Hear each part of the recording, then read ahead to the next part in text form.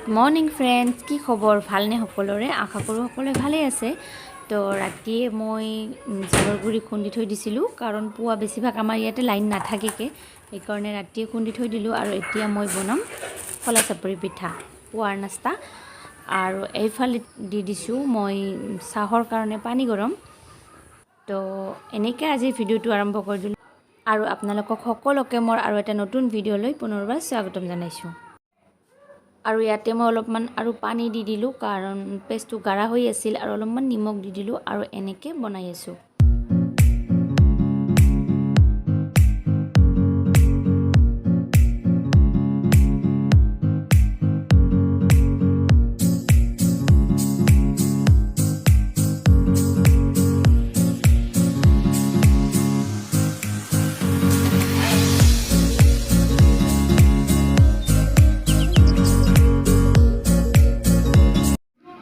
তো চাহপানী খাই উঠিলোঁ, আৰু বেটা ওলাল স্কুলত যাবলৈ। আৰু বেটা যোৱাৰ পিছত হাজবেণ্ডো যাব, আৰু দুয়োজনে যোৱাৰ পিছতহে মই ঘৰৰ কাম কৰোঁ।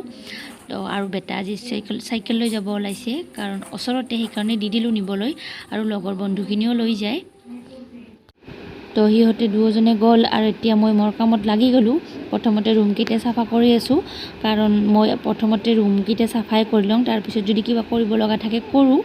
বাচন অলপ চলপ থাকে ধুবলৈ, নাইবা কাপোৰটো মই সদায় গা ধোৱাতে ধুই দিওঁ, আৰু ৰন্ধা বঢ়া থাকিলে কৰি লওঁ, তাৰপিছত গা ধোৱাতে কাপোৰ ধুই লওঁ।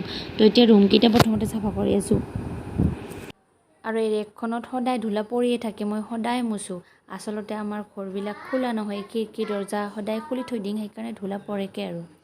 তো এতিয়া আৰু এইখিনি কৰা শেষ, ৰুমকেইটা সাৰি লওঁ, তাৰপিছতহে আৰু বেলেগ কাম কৰিম। তো আধা ঘণ্টামান হ'ল মোবাইলটো মোৰ তাতে নাছিল। আচলতে মাহী ছোৱালী এজনীয়ে ফোন কৰিছিল, আৰু মোবাইলটো মাহীক দি দিছিলোঁ। আধা ঘণ্টামান হ'ল কথা পাতিল, আৰু সেইখিনি সময়তে মোৰ ফুল কাটা আৰু ৰন্ধা হৈ গ'ল। এইখিনি হ'ল ফুল আৰু আলুৰ চব্জি, আৰু এইফালে বহাই দিছোঁ ভাত। হয়তো আপোনালোকে ভাবি আছে হুইচেলটো নাই, কিয় লগা নাই, সেইখিনিও কম। আৰু তাৰ আগতে মই আপোনালোকক দেখাই আছোঁ দুপৰীয়াৰ কি বনালোঁ। তো এইখিনি হ'ল কঁঠালৰ গুটি, এইখিনি অলপমান ফ্ৰাই কৰিম, বেলেগ ধৰণে আপোনালোকক দেখাম। আৰু ৰাতিৰ আছে অলপমান দালি হৈ যাব। তো হুইচেলটো নেদাৰ কাৰণটো হ'ল, মই যেতিয়া প্ৰেছাৰটো কিনিবলৈ গৈছিলোঁ, তেতিয়া দোকানীজনে কৈছিল এনেকৈ হুইচেলটো খুলি ভাতটো বহাই দিবা, আৰু যেতিয়া ভাপ উঠিব তেতিয়া হুইচেলটো লগাই দিবা কৈছিল। আচলতে এনেকৈ দিলে কি হয়, কোনোবাবিলাক প্ৰেছাৰৰ পানী ওলাই যে, পানীখিনি নলায়, আৰু লগতে ভাতটোও সোনকালে হয়। আৰু মই দোকানীজনক কোৱা হিচাপে চলোঁ আৰু। তো এইখিনিও মই ফ্ৰাই কৰি ল'লোঁ। ইয়াতে মই নিমখ, কেঁচা জলকীয়া আৰু পিঁয়াজ দি অলপমান ৰিফাইনত ফ্ৰাই কৰিলোঁ। আৰু এনেকৈ বনাৰ কাৰণ হ'ল বেটা খাই বহুত বেছি ভাল পায়। তো এতিয়া মোৰ ৰন্ধা বঢ়া প্ৰায় শেষে হ'ল। তো ভাবিছোঁ বহুত গৰম লাগিছে, অলপমান চৰবত খাই লওঁ, তাৰপিছত আৰু কি কৰোঁ দেখাই আছোঁ।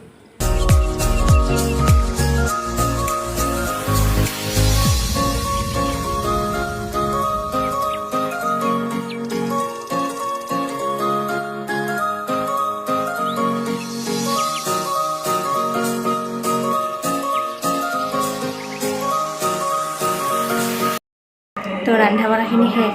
তো আৰু বহুত ৰ'দ দিছে চাওক, আৰু যিহেতু গৰম চলি আছে, সেইকাৰণে ভাবিলোঁ অলপমান স্কিনত কেয়াৰ ল'ম।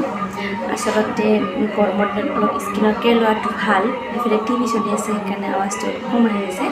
বুজি নহওক, আচলতে গৰমৰ দিনত স্কিনৰ অলপ কেয়াৰ লোৱাটো ভাল। সেইকাৰণে ভাবিছোঁ আজি এটা নতুন বস্তু ট্ৰাই কৰিম, আৰু আপোনালোককো দেখাম কি ট্ৰাই কৰিম। আচলতে এইবোৰ ঘৰুৱা বস্তু ট্ৰাই কৰিলে অসুবিধা কিছু নহয়, সেইকাৰণে মই কৰোঁৱে। তো আপোনালোকে চাই থাকক আজি আৰু কি ট্ৰাই কৰিম। তো মই স্কিনৰ কাৰণে এটা টমেটো ল'লোঁ, আৰু যিহেতু ইমান ডাঙৰ টমেটোটো নালাগিব, সেইকাৰণে ইয়াৰ আধাহে ল'ম। আৰু মোৰ তাতে আছিল গুড়ি কৰা চেনি, তো অলপমান লৈ ল'ম চেনি। আৰু এইবোৰ বস্তু অৱশ্যে মোৰ নিজৰ অভিজ্ঞতা নহয়, মই এঠাইৰ পৰা দেখিয়ে শিকিছোঁ। আৰু যিহেতু এইবোৰ ঘৰুৱা বস্তু, এইবোৰত অসুবিধা একো নাহে মই জনা হিচাপে, সেইকাৰণে মই ট্ৰাই কৰোঁ। তো আপোনালোকেও মাজে মাজে ট্ৰাই কৰি চাব, স্কিনখন ভালে থাকে বাৰু। যিহেতু গৰমৰ দিন, অলপমান কেয়াৰ লোৱাটো ভাল।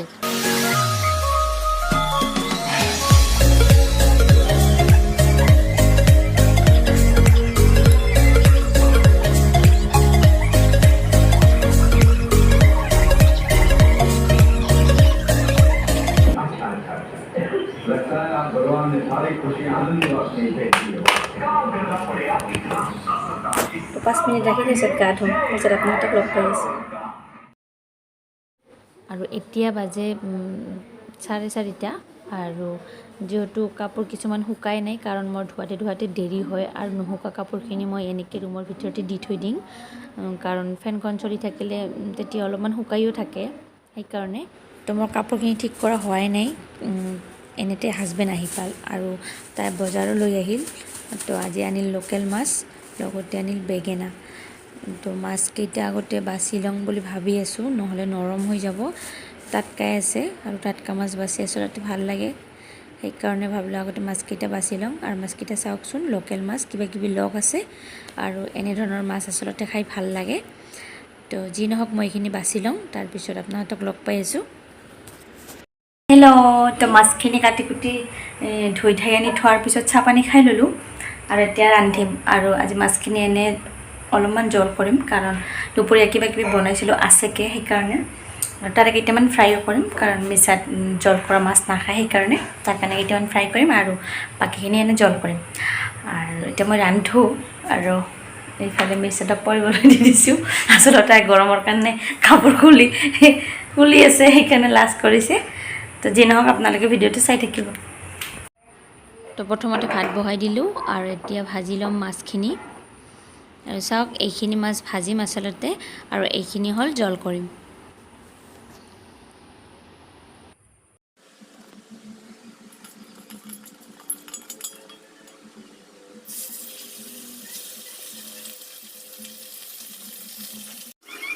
তো মই মানে পূৰা দৌৰাদৌৰিকৈ ৰান্ধি আছোঁ, মানে এফালে ভাত বহাই দিছোঁ আৰু এফালে মাছ ভাজা বহাই দিলোঁ।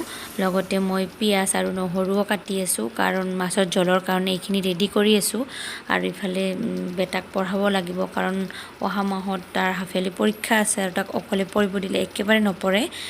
তো মই তাক পঢ়ামো আৰু সেইকাৰণে মই দৌৰাদৌৰিকৈ ৰান্ধি আছোঁ।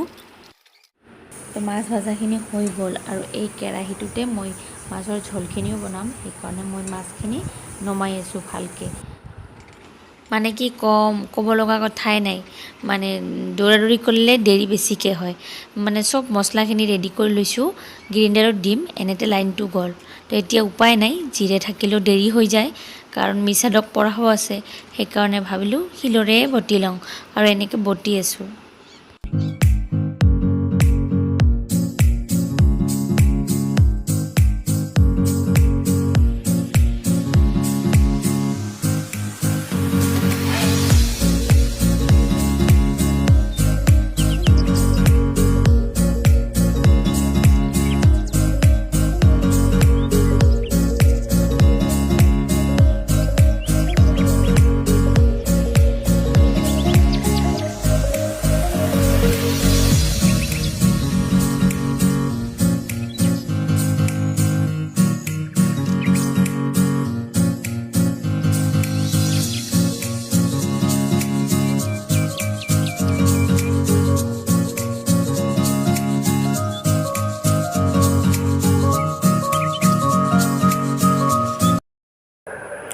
তো ফাইনেলি মোৰ ৰন্ধা বঢ়াখিনি শেষ আৰু সোনকালে কৰিলোঁ, কাৰণ মিছাদৰ পৰীক্ষা অহা মাহৰ পৰা হাফ ইয়াৰলি, আৰু তাক অলপমান পঢ়াব লাগে, কাৰণ অকলে পঢ়িব দিলে নপঢ়ে, দুষ্টামি কৰি থাকে, সেইকাৰণে।